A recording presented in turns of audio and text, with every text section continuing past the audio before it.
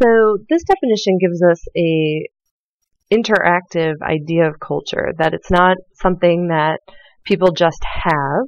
It's actually dynamic, it's a system, and it's something people do.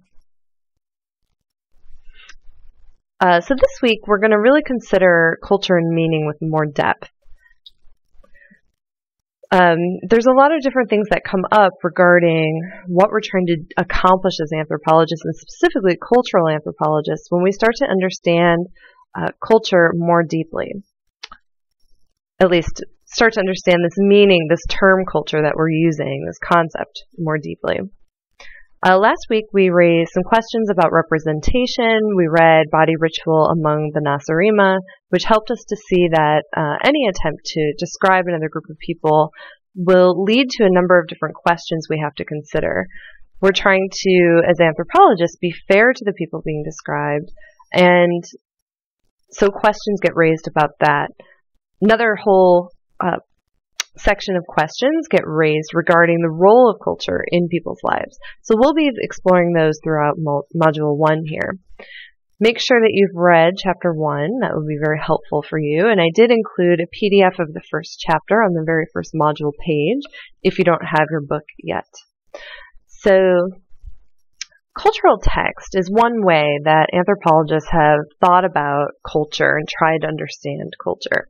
If you think of a text can be read and interpreted, and the meaning of their symbols can then be revealed. Clifford Geertz is an anthropologist who thought that it would be useful to apply this idea of text to the study of culture. He said, a cultural text is a way of thinking about culture as a text of significant symbols. So the symbols of culture would include words, gestures, drawings, natural objects, and the like. These all carry meaning. So similar to as you would interpret a book in an English course, a novel of some kind, you can step back and look at culture as a collection of symbols that you could then interpret. As I said, Clifford Geertz was interested in this, and he really said that anthropology, if we want to understand what it means to be human, we need to be looking at symbolism, meaning, and interpretation of culture. As discussed in our textbook, Geertz is really known for his analysis of Balinese cockfights. I did my best to find a picture of a Balinese cockfight here to include. And Geertz was looking at these cockfights, cockfighting rituals in Bali, as an example of a cultural text. He observed many of these different rituals over and over and over again, and through these observations, as it's described in Chapter 1 of our textbook, Geertz learned a lot about status, about what it means to be male, and about relationships in Bali. So Geertz was looking at this idea of culture as a text for a few different reasons. One of them is he felt that we really had to understand meaning, and interpretation is central to understanding what it means to be human. Another is that he pointed out that we could understand culture as being written by the native people who were enacting these cultural experiences, and then interpreted by anthropologists. So if you think of a book, a novel, someone sits down and writes the book, and then you read it and you're interpreting that book. So it helped anthropologists to consider the step of interpretation in our work. Whenever a cultural anthropologist is working with a community and trying to understand from an insider perspective what is happening in that community, there is a degree of interpretation going on in that experience. So that's something I'll be talking about today also, or in this presentation today. One of the ideas that Geertz had is that you can analyze different levels of meanings from each text. So in a cultural practice, if you want to understand a lot about a certain cultural practice or community even, you could choose a cultural practice as the text that you'll be interpreting, but then you want to build up a thick description. That means you want to make numerous observations that lead you to deeper understandings, and you're going for depth here instead of breadth. So instead of trying to understand every aspect of the community, you choose certain aspects to focus on and understand them with really a deep understanding as well as you can. Be as thorough and as deep as you can be. And part of how you do that is by observing this practice over and over and over again. In chapter 1 of our textbook, Robbins presents to us the idea that in American culture, you could look at American football as a cultural text. And he walks through some of the ways that you could interpret American football as a cultural text. He also uses Happy Meals as an example as well. I believe that's in both editions. One of those, the Happy Meals one, might not be used in the edition we're using, but in any case, the idea is that in any society, in any group, in any community, you can find practices that you focus on to look at through the lens of a cultural text. We can learn about cultures that are extremely familiar, like American culture, through this lens as well.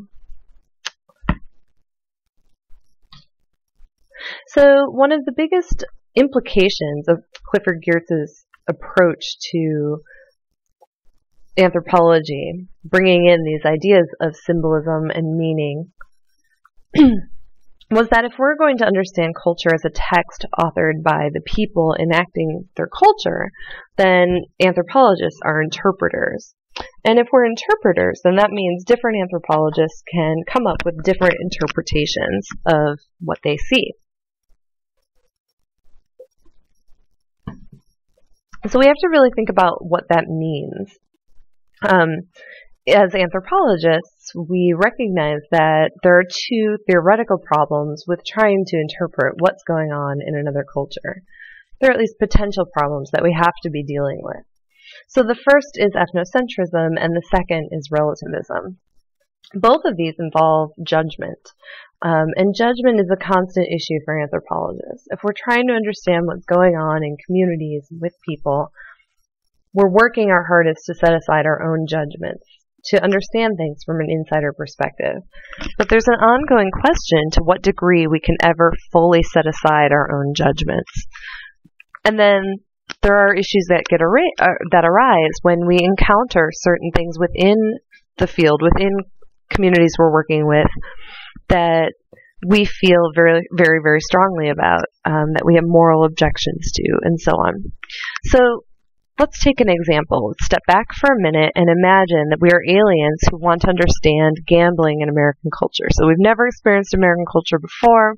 Coming into the community, maybe we arrive in Las Vegas and we see a lot of gambling going on, and we want to understand what gambling is all about in American culture.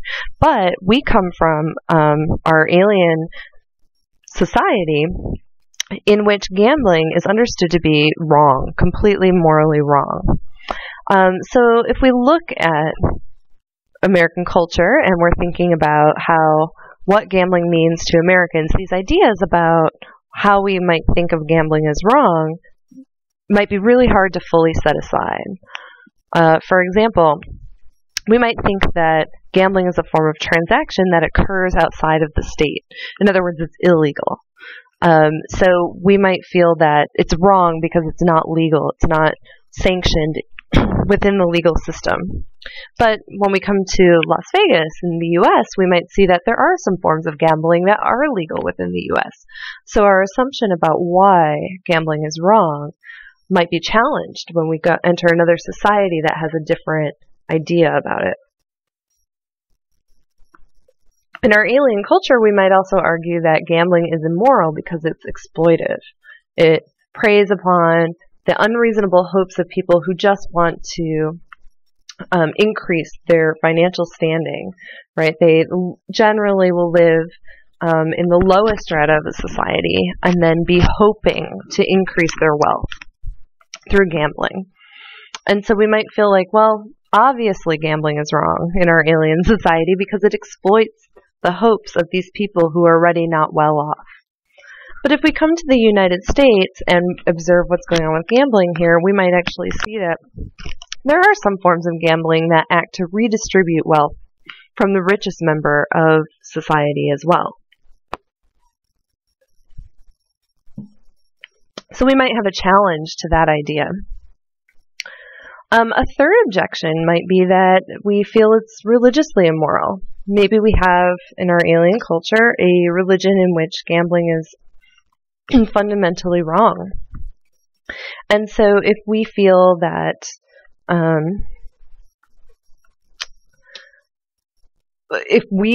way when we observe Americans gambling, we might observe that actually some communities associate positive social values with gambling because perhaps a positive social value is risk-taking within a community.